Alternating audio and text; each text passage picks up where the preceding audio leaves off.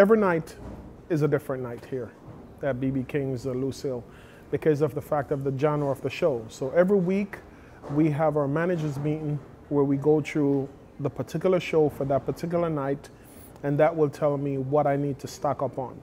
So based on that kind of show, I'll know what I need mostly to order and how to prep for it. So because we do a lot of private events and we have groups that come in of 50, groups that come in of 100, sometimes we'll have a regular show going on, which is in the club where you can have over 650 seated. And in Lucille, you will have a group of 50 people and you have the regular people dining. So there's a lot going to actually putting a particular night together as to how it's going to unfold. So you got to think of the genre of the crowd, you got to think of the age group of the crowd, you also got to think of what majority of this crowd going to eat. So you go outside, a lot of time I'll go outside and I look at the line, go all the way down the block, and I kind of siphon the line. I'm like, okay, there's a lot of female in the line, they're going to order a lot of salad. It also depends on the guys. You look at the guys and you say, okay, there's a lot of guys, they look like burger guys, they look like they like steak. So that I can use to come and tell my kitchen, guys, there's a lot of guys outside, it's a blues night, they're gonna do a lot of steak, they're gonna do a lot of burger, and that kind of helped me get through the night as to which station is gonna get hit harder.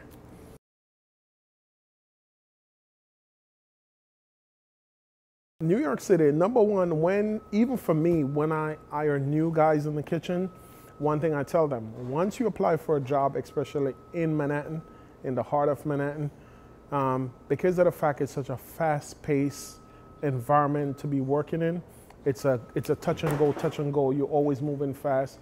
So there's a lot that you have to stay on top of because of the fact New York on a whole, especially when you're in Times Square, it's so much going on and it's so busy. So I have to stay on top of my delivery time, my guys getting to work, the train not running properly.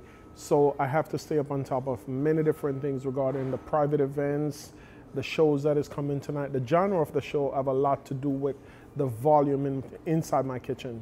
So there's so much going to just the daily operation that you have to stay up on top of just to execute a flawless shift.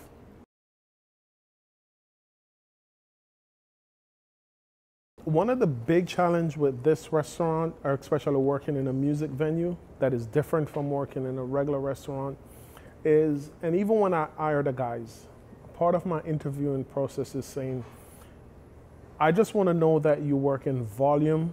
Anywhere you're coming from, it's volume and it's speed.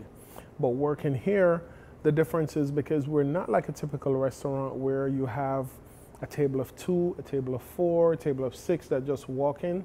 What makes a difference for us, we have 600-700 people line up going down the block. They come in, they all sit at once, and they want their food all at once. So whenever the ticket printer in the kitchen start running, it just don't stop. So that's what makes it so different. You have a lot of chefs that will come here and work, and because they get hit so hard, within a 2-hour span, they quit. Some of them quit right in the middle of the job, because they're not used to that. In a regular restaurant, you have that little brace period where a table just walk in, the server take the order, it comes in, the food comes out, then another table comes in, take the order, food comes out. Here it's a little bit different. All 500 people sitting all at once. 20 minutes after, the machine just keep running and the food just start coming out. It's like a factory line. They're just coming out on the conveyor belt and the guys just taking all the food off the window. Buses and runners, they're running the food, and that just goes on for about 2.5 hours nonstop. That's a part of it that hits a lot of chefs when they come in here. They're like, I'm not used to this. This is crazy. I gotta go. And they take their bag and walk right out in the middle of the kitchen getting crushed. Yep.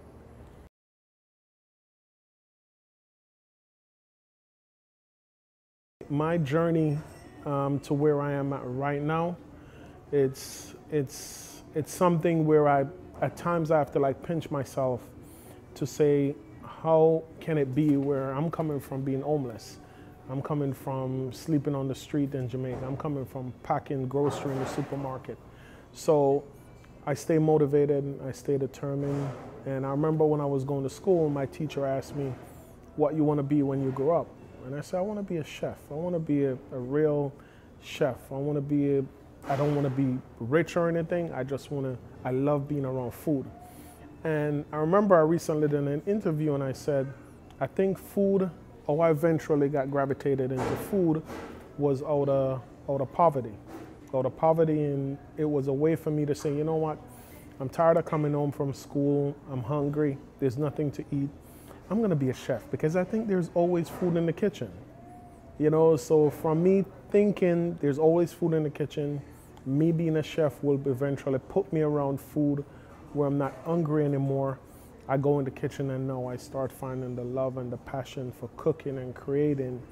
And when I used to take care of my smaller sister, I know that me being in the kitchen trying to whip something up for her, I go in the cupboard, there wasn't really not much in the cupboard to eat. So from there, of me creating from the little things that I could find in the cupboard and creating a dish, and she liked it and she loved it, then from there I'm like, oh, this is good. And I kind of build on it throughout my career. But I went through a whole lot. I can tell you, from just now motivating people. I go around, I speak to schools and colleges and so forth.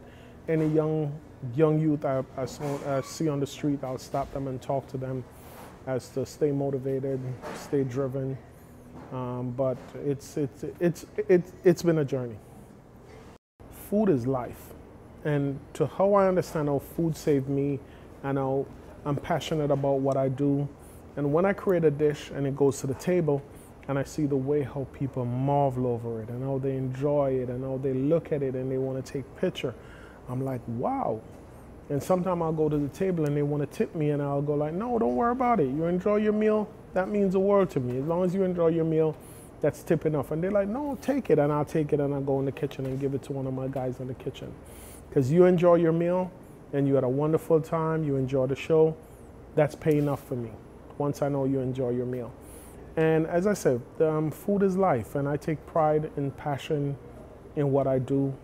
Love to cook, love to see you enjoy great food, because I remember the days when I used to stand and I actually watch other people eat something that I wish was at my house. You know, I would pass by a restaurant and I see a family sitting inside eating, and then I know I'm going home to nothing to eat.